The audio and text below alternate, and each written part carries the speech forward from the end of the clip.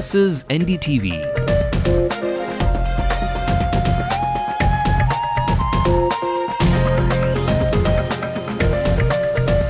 And you're watching NDTV Hindu.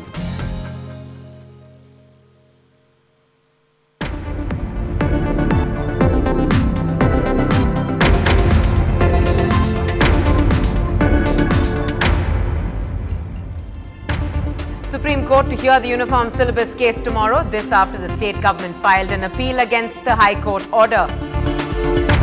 A suicide note tells the story of a 19-year-old hanging himself since he was allegedly threatened by hotel staff to repay stolen money. The Chief Minister makes her first visit on Tuesday to meet the Prime Minister after assuming office. Will the Congress alliance be Jayalalitha's next target? A whopping number of criminals busted per week in Chennai. Is the crime rate in Chennai reaching a new high? Calamity-hit areas are the focus for architects now to help rebuild communities with better design solutions. All set to rally through the state of Tamil Nadu, the daring southerners hit the road on their mean machines. And actor Vijay is the next big superhero on the block. We bring you a sneak preview of Velayudham. Good evening and welcome to NDTV Hindu. You're watching the late night news. I'm Natasha Swami. Those were the top stories and the headlines at this hour, but let's now take a look at the national front. Australia admits an error in a government website excluding the whole of Jammu and Kashmir and Arunachal Pradesh from the India map. It's being removed. The RSS is providing logistical support to agitations. Pranab Mukherjee says if 5,000 people support one, does that justify these things? Baba Ramdev says the battle is not over after NDA and spiritual leaders convince him to end his fast. Was a teenage girl raped and killed by police in their compound in Uttar Pradesh as the family alleges. The police say it was suicide. Jayde's family to get police protection. The Maharashtra government announces a day after he was gunned down. And world champion Sebastian Vettel grabs the pole position for Red Bull. The race has started. Narain Karthikeyan starts at 23rd on the Canadian Grand Prix grid.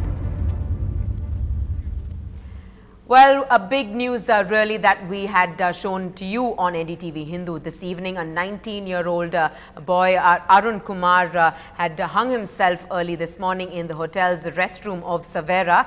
He had left a suicide note, which is now with the investigating inspector, where he had asked them to take care of his parents. His body is taken to the Roypeta General Hospital and will be handed over to his parents after the post-mortem tomorrow. Police reports say that the hotel authorities had suspected the boy to have stolen 1,000 rupees from the hotel and threatened to hand him over to the police if he didn't repay the money. Now, the frightened boy had committed suicide thereafter. Meanwhile, over to the political news now. Today, the Chief Minister Jayalalitha made a special visit to the Chief Justice M.Y. Iqbal of the Madras High Court at his residence on Greenways Road. The meeting was said to be just a courtesy call as the Chief Justice had reportedly invited her to his residence, and the two are said to have had a cordial conversation over high tea. Remember, this comes just a couple of days after the judgment on the uniform syllabus case was passed by the Madras High Court that went against the state government's move to indefinitely postpone the implementation of the syllabus. Further to this, the state government filed an appeal in Supreme Court against the High Court order, which is expected to be heard tomorrow. AIADMK Supremo and Tamil Nadu Chief Minister J. Jayalalitha will meet Prime Minister Dr. Manmohan Singh on Tuesday during her first visit to Delhi after assuming office. Although Jayalalitha is expected to discuss issues like the Sri Lankan Tamils and developmental projects, the visit comes at a time when the 7-year-old alliance between Congress and DMK is extremely strained over assembly poll loss and action against DMK leaders in the 2G scam. A nervous DMK will also be keeping a close watch on the talks between Jayalalitha and the Prime Minister. Now, for most of us, occupational hazard could often be a loss of a few thousand rupees. Worst case scenario would be getting fired. Not so for those who work with dangerous weapons like the bomb squad. Their life is at risk every time they head out. Added to that, they are being denied risk allowances, requesting anonymity. Some members from the bomb squad at the Central Railway Station bear their injuries. To our crime reporter, Salim, take a look. If this central station is really the gateway for the south, then the 25 RPF men stationed here are its lifeline. For these men are specialists, trained in bomb detection and disposal. They risk their life and limb but are poorly paid. Men who risk their lives that we may be safe say they are poor cousins to members of bomb detection and disposal squad with the Special Protection Group and the National Security Guards, who are paid extremely well. Sources say pay disparity is huge. The Bomb Detection and Disposal Squad with the Special Protection Group, responsible for the protection of the Prime Minister of India, other VVIPs and their immediate families, are allegedly given an additional 50% more. Bomb squads with the National Security Guard are paid 25% more than their salary as compensation for their job-related risks. But the same officer, if posted to the Chennai Central Bomb Disposal Unit, does not get any risk allowance.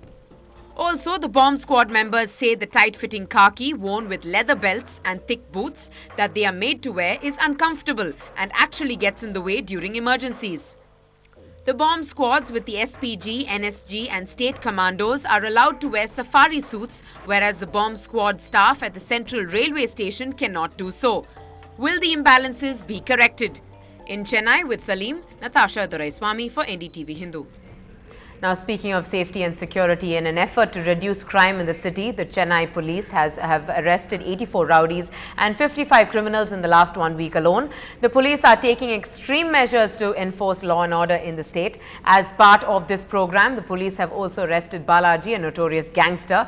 He has been involved directly in 3 murder cases, 9 attempt murder cases and 32 others. The police are also investigating 393 other cases and have also arrested 88 for drunken driving. However, all that said and done, is Chennai's crime rate going up a notch? And to answer that very question, we were joined by Mr. Tamarai Kannan, Additional Commissioner of Police, Law and Order, and here's what he had to say.